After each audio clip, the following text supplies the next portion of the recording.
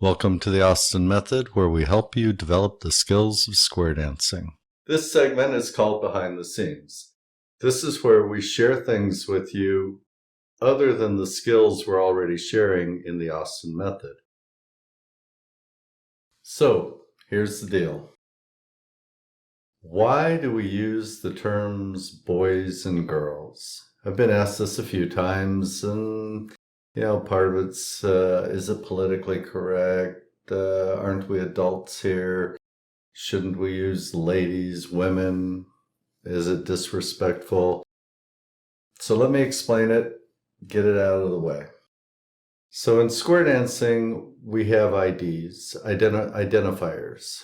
We have positional and formation-based identifiers. You're on the end of the line, you're the center of the line. You're in a normal couple, you're in a half-sashayed couple, you're a leader, you're a trailer.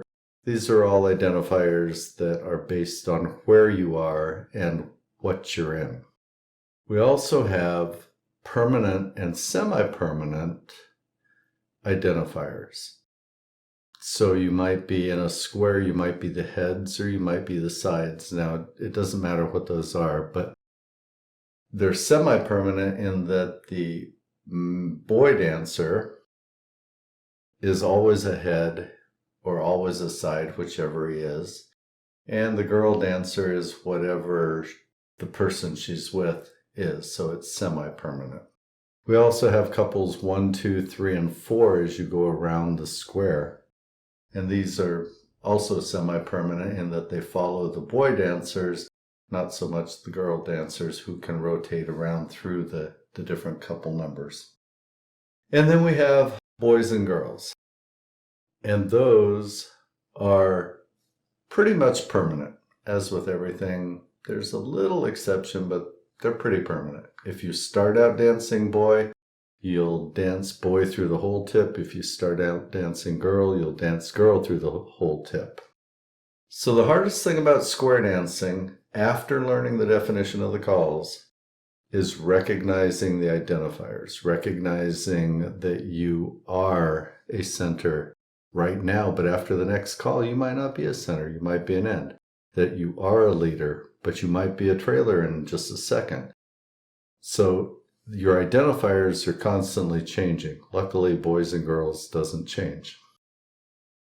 Except, and there is one exception, and it's kind of rare and it's situation dependent, and that is if you're in a square with really good dancers and somebody makes a mistake and all of a sudden there's 2 boys dancing together and somewhere else there's 2 girls dancing together. If the dancers are good enough, the one who's in the girl's position, the boy in the girl's position, will just say, okay, I'm dancing girl now. And the other couple, the 2 girls, one of them will say, okay, I'm dancing boy now. And you'll just continue dancing until you get a chance to fix it. That is self-proclaimed and it's really advanced dancers, but it's not the way most dancing is. All right, so why do we use boys and girls? Well, it's actually really simple. We only have so many identifiers.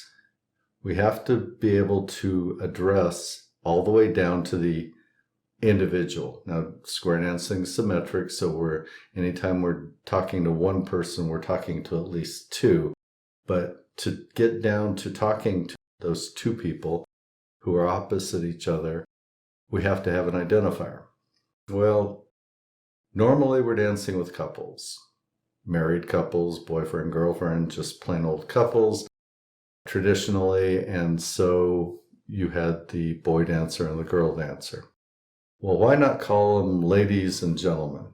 Well, square dancing is dancing. It has beats, and having beats, we try to find things that we can say on each beat. So we want to be able to throw out an identifier in one beat, which means one syllable. Ladies has 2, men has 1, gentlemen has 3, women has 2, men has 1. It gets really difficult to separate those out. There's also the problem of men and women sound very much alike. When you're dancing, the music's playing, people are moving around. Men, women, they're just not different enough. Girl, boy, they've got hard consonants at the beginning. One's a G, one's a B. It's that simple. It's why we do boy and girl. Make sure to like and comment before you go. This is the way YouTube tells other people that you found this material engaging one way or the other. Comments are always appreciated. Likes and shares, of course, are much appreciated. And remember, however well-informed and carefully considered they may be, the opinions expressed here are solely my opinions and don't necessarily reflect the opinions of others involved in this production. Thank you for visiting the Austin Method. We hope to see you on the dance floor soon.